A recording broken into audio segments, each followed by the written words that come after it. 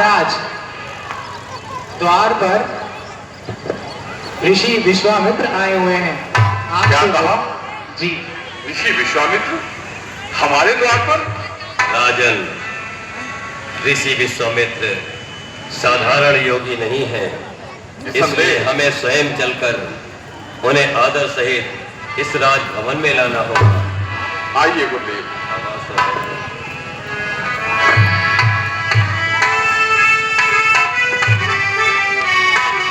विश्वामित्र जी को दशरथ का प्रणाम स्वीकार हो। यशस्वी भव राजन। आज मैं धन्य हो गया कि आपके पावन चरण हमारे इस राज परिवार में पड़े। आइए विश्वामित्र जी। वशिष्ठ जी, आहा, आज अहोभाग्य हूं मैं कि आपसे भी भेंट हो रही है।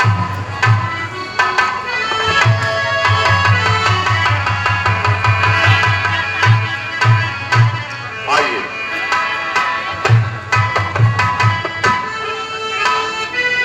चलिए गुरुदेव।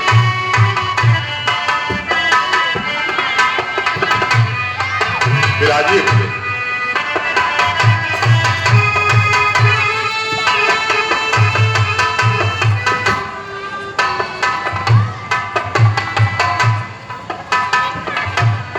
आपके पावन चरण,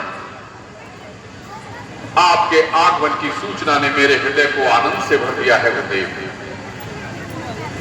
आप जैसे त्रिकालदर्शी के चरण हमारी अवधपुरी में पड़े, ये हमारे लिए बहुत ही सौभाग्य की बात है। हम धन्य हुए। विश्वामित्र जी, आपने इस राजभवन में अपने चरण कमल के द्वारा जो पावन में ज्योति गंगा बहाई है, उसके लिए ये राजभवन धन्य हो गया। और ऐसा कौन सा प्रयोजन है जिसके कारण आप अयोध्या सम्राट राजा दशरथ के इस राजभवन में उपस्थित हुए हैं? वशिष्ठ जी, निश्चित ही मैं अपना प्रयोजन भी बताऊंगा। राजन, गुरुदेव आज्ञा करें। सदैव ही साधु संत समाज और ऋषियों मुनियों की रक्षा और सहायता की है। आज मैं भी अपना दुख और पीड़ा आपको बताने आया हूँ। कैसा दुख, कैसी पीड़ा? आप तो सर्वसमर्थ हैं, आपको कैसा दुख और कैसी पीड़ा? फिर भी यदि आप मुझे किसी योग्य समझें तो मैं आपके लिए हर समय उपस्थित हूँ। आज्ञा करें। अवश्य राजन, मैं जानता हूँ कि आप मेरी सहायता अवश्य करेंगे।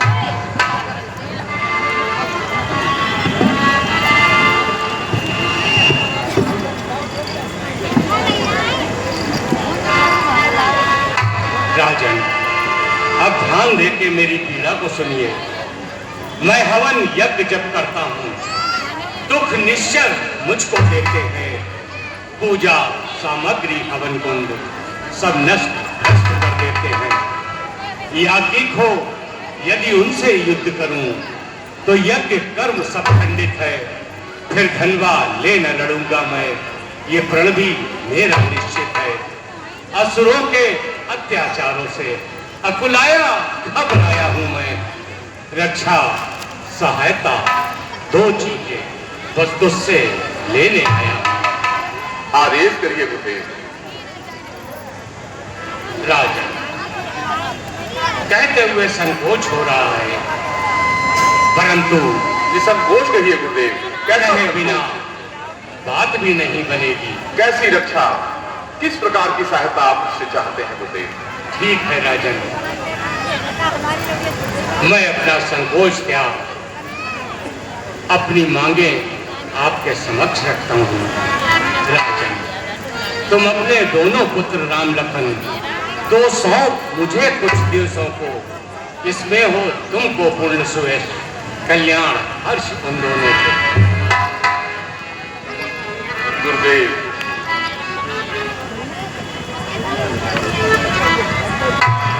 मुनिवर दोनों बालक हैं, भोले भाले नादान मेरे रण विद्या नहीं जानते हैं, लड़ने में भी अनजान मेरे। गुरुदेव, लो राज ताज संपत सेना, ये सब देना दुश्वार नहीं। आज्ञा हो तो मैं स्वयं चलूं, इसमें भी कुछ इनकार नहीं। हे स्वामी, सभी समर्पित हैं, जितने साधन शासन के हैं। पर प्रभु विचार कर वचन कहे, सुख चारों चौथे पल के।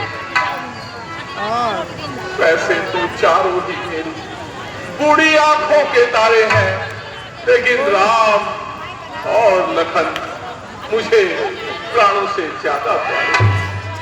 फिर राम सदा सुखधाम मेरा, कब उसका विरह गवाना है, जब घर का वही चांदना है, जीने का वही सहारा।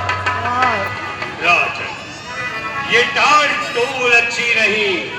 इस अवसर नरनाथ या तो उनको साफ करें या दे साफ जवाब।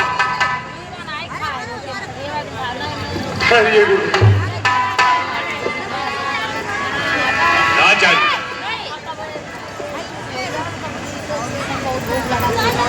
ऋषियों मुनियों संतों का जहां होता ना हो सम्मान, नहीं ठहरते उस जगह, करते हैं प्रस्थान। ठहरिए विश्वामित्र जी। तुझ जैसे ज्ञानी को दशरथ, तुझ जैसे ज्ञानी को इतनी बच्चों की ममता है। अरे जा चुकी जवानी दीवानी, फिर भी माया में भ्रमता है। उपकार संत का करने में इतनी बातें, इतनी अड़चन, कुछ दिन को उनको देने में इतना विलंब, इतनी उलझन। यदि आज विष्णु से कहता मैं, चल देते छोड़ गरुड़ वाहन, शंकर से यह विनती करता, हिल उठता उनका भी आसन।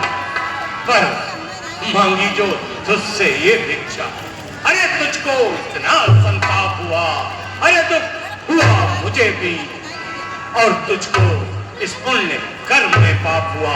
चलता हूं राजन। ठहरिए विश्वामित्र जी, आप क्रोध का दमन कर दे। राजन, आपकी शक्ति और आपके तेज से पूर्णतः परिचित नहीं है। अभिलिप्त होकर इन्होंने ऐसे शब्द किए हैं। आप क्रोध को शांत करें, मैं राजन को समझाता हूँ। ठीक है वशिष्ठ जी, मैं आपके कहने से ठहर जाता हूँ। हे राजन, तुम जिन्हें साधारण तपस्वी समझ रहे हो, ये गुरु विश्वामित्र हैं। अपने तप और साधना के लिए इन्होंने शस्त्रों का त्याग किया है। ये राक्षस और ये निश्चर इनके लिए एक तृण के समान है, किंतु इन्होंने साधना हेतु